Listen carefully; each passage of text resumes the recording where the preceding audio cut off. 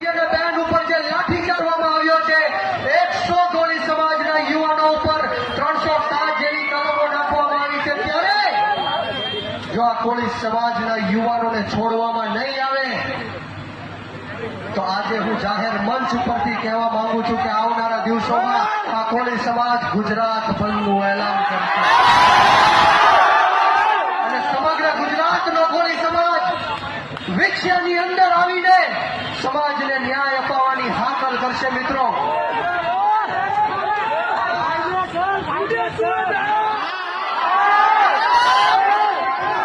કોળી સમાજ જ્યારે ન્યાય માંગવા જાય છે, પોતાનો હક અધિકાર માંગવા જાય છે, ત્યારે ખોટા કેસો કરીને કોળી સમાજને દબાવવાના પ્રયત્ન કરવામાં આવે છે, પરંતુ હવે કોળી સમાજ દબાશે નહીં.